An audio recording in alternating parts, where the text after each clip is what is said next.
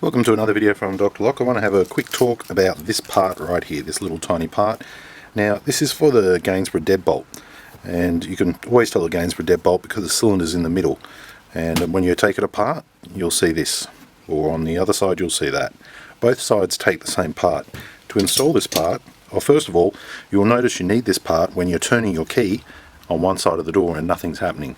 It can happen on both sides of the door, but most of the time it happens on one side at a time because each side has its own part, and I'll show you that.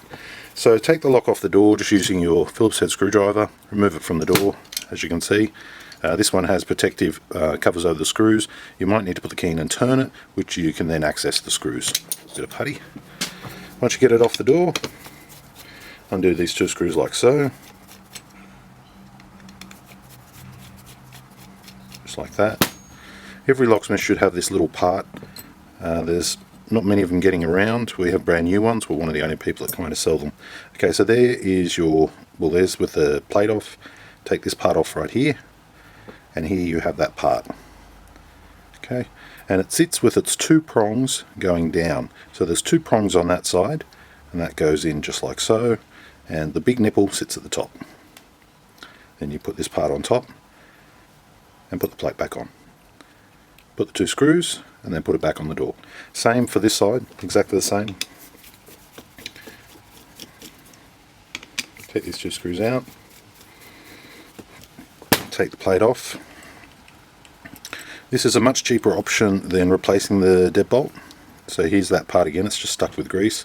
That little tiny part right there. And here's the replacement part we sell.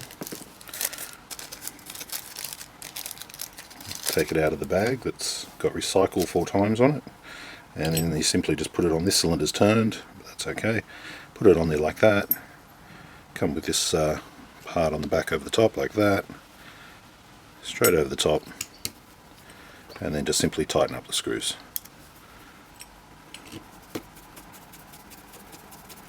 One there and one here. That's how you replace the deadbolt hub on a deadbolt.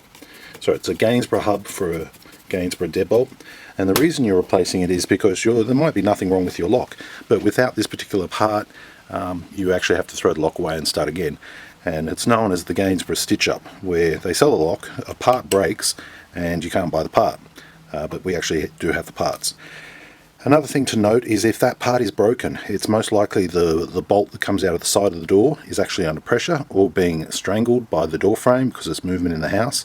So you don't want to break the next part that you install. So have a look at where the bolt on the edge of the door is locking, and if it's actually hard to turn the key, or if there's any tension or anything being put on the bolt. Because what happens is that if there's tension on the bolt, it gets transferred to the weakest point, and the weakest point is this little point right here, or these little points right here.